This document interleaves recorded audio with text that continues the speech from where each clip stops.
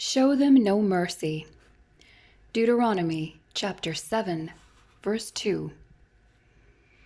When the Lord your God shall deliver them before you, and you shall defeat them, then you shall utterly destroy them.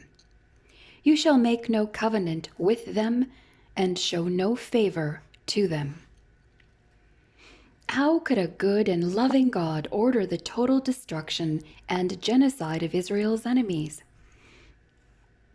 God told the Israelites several times throughout their history to have no mercy on the enemy population in battle.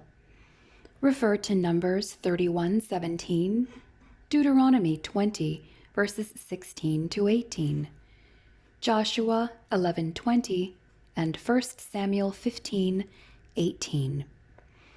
Indeed, in Deuteronomy 7:2, the phrase utterly destroy carries the connotation of devoted destruction, a meticulous, intense, and intentional annihilation of the enemy.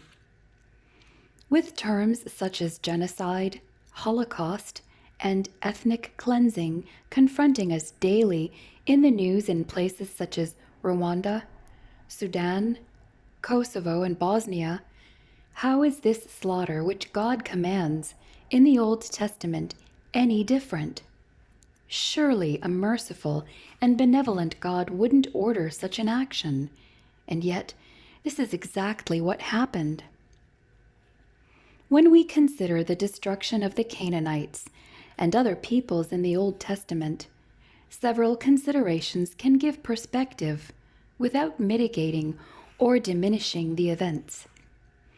Although God is patient, read 2 Peter 3:9, there are limits to what he permits from any person or people as he implements his plan for the world.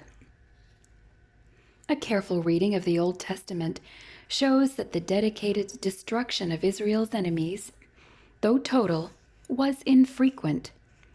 It occurred because those nations violently and continuously opposed God's work and plan over a long period of time. Although, like everyone, they deserved to die for their sins, read Deuteronomy 9, verses 4 and 5, God patiently waited for centuries to see if they would repent or if they would continue on their path of sinful self-destruction. The conquering Israelites themselves were not without sin, but the other nations' ongoing idolatry, immorality, and hatred of God was what brought about their deaths. In Leviticus 18, verses 25 to 30, Deuteronomy 7:10, and Deuteronomy 9, verses 5 and 6. The Canaanites had become like a moral cancer, and therefore, just as a surgeon removes a tumor or gangrenous limb in order to save the body, so too did God order total war against Israel's enemies. God commanded this in order to prevent paganism from spiritually infecting the Israelites. Refer to Numbers 33:55 and Joshua 23, verses 12 to 13. Although God could just as easily have used nature or other means to accomplish his desires, he chose warfare. Though rarely noted, Jesus Christ will one day at the end of the 7-year tribulation, after the rapture, conduct another war against the enemies of God that will make Israel's actions pale by comparison. Read 2 Thessalonians 2, verses 5 to 10, and Revelation 19, verses 11 through 21. The command for acts of war, such as those in the Old Testament, does not apply to Christians or anyone today because God is not now working through one nation to establish his kingdom on earth. God commands no holy war, crusade, or jihad today.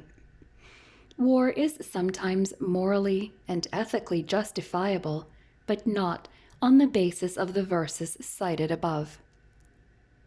This passage and others like it demonstrate for us the destructive nature of sin and the ruthlessness that we should direct toward it in our own lives. Forgiveness is always available. Read 1 John 1:9. But we should never underestimate the power of sin to detract us from God's plan and destroy our lives. 1 Peter 5, verse 8.